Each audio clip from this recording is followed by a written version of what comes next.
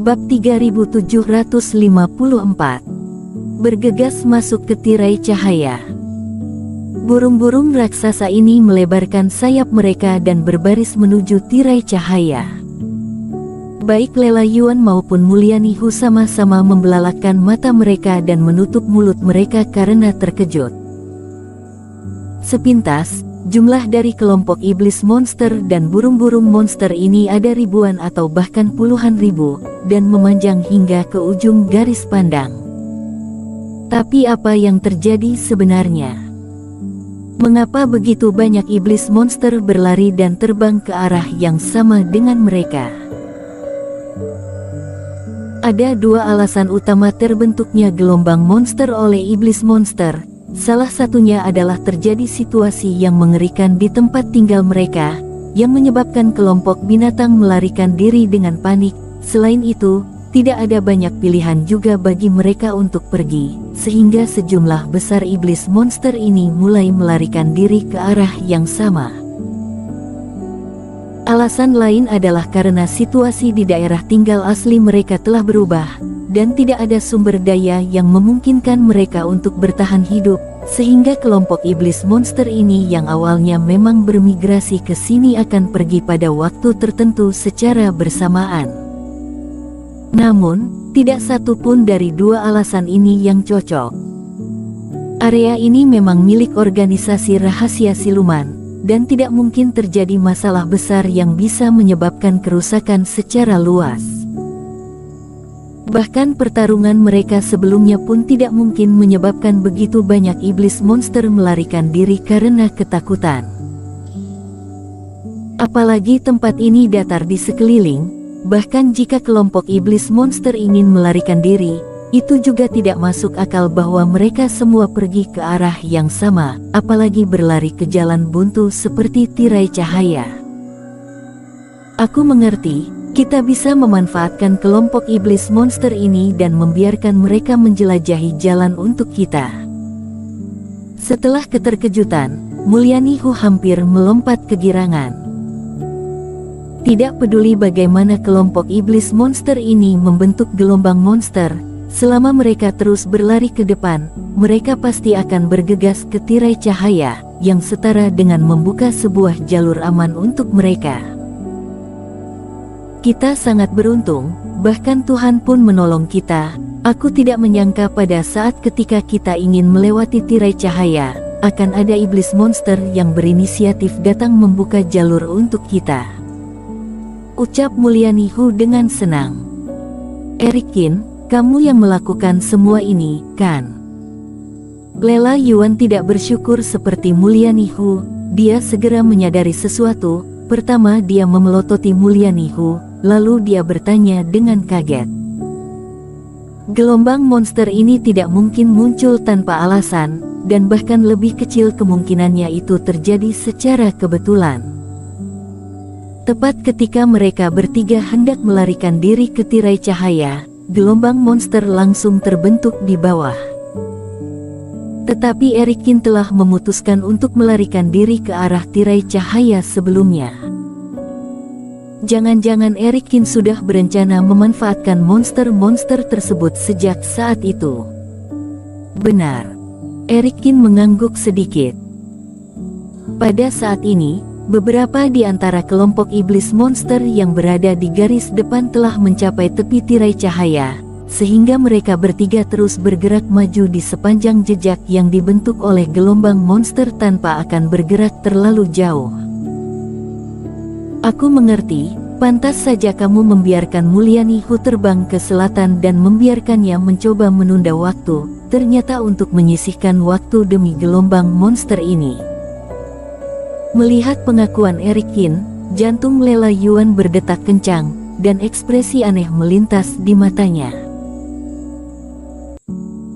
Sebenarnya, dia selalu sedikit bingung sebelumnya, bingung tentang mengapa Erikin tidak segera menyelamatkan Mulyanihu, tetapi membiarkannya terbang ke arah yang berlawanan, dan setelah itu padahal formasi telah selesai digambar, tetapi dia masih membiarkan Mulyanihu untuk berusaha keras menunda waktu, dan tunggu sampai Mulyanihu benar-benar tidak mampu menghadapinya, baru dia pilih untuk bertindak. Lela Yuan awalnya mengira Eric Qin sedang menyusahkan Mulyani Hu agar pihak lain bisa patuh di masa depan. Tapi sekarang tampaknya dia itu sedang memanfaatkan waktu untuk membuat gelombang monster bisa terbentuk. Kunci dari pembentukan pasti pil-pil yang ditumpahkan Eric Qin di sepanjang jalan. Lela Yuan tidak tahu apa hal-hal itu, tetapi itu pasti kunci yang membuat para iblis monster ini berlari gila-gilaan. Setelah memikirkan titik ini dengan jelas, hati Lela Yuan sangat tersentuh. Dia menatap sosok terbang Eric Qin di depannya, matanya yang indah penuh dengan keterkejutan. Sungguh pemikiran yang cermat, ini benar-benar pengaturan yang sangat cerdik. Apakah Eric Qin sudah memiliki rencana lengkap dalam pikiran ketika mereka sedang mencari jalan keluar saat baru saja jatuh ke daerah ini? Strategi seperti itu benar-benar mengerikan. Jika menjadi teman, Eric Qin pasti akan menjadi yang paling dapat diandalkan dan layak untuk dipercayakan secara total. Tapi jika sebagai musuh, Lela Yuan bahkan tidak berani memikirkan akibatnya. Untungnya, dendam di antara keduanya tidak terlalu dalam, dan Eric Qin bahkan tidak pernah berpikir untuk membunuhnya. Jika tidak, dia tidak tahu akan seperti apa cara matinya. Apa yang kamu bicarakan? Mengapa aku tidak mengerti?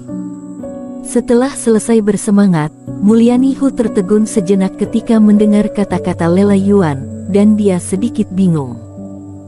Tidak terjadi apa-apa. Lela Yuan menarik napas dalam-dalam dan tidak banyak menjelaskan. Sekarang, Mulyani Hu benar-benar diliputi kejutan dan kegembiraan, sehingga pikirannya sedang kacau. Dia bahkan menganggap gelombang monster ini sebagai keberuntungan.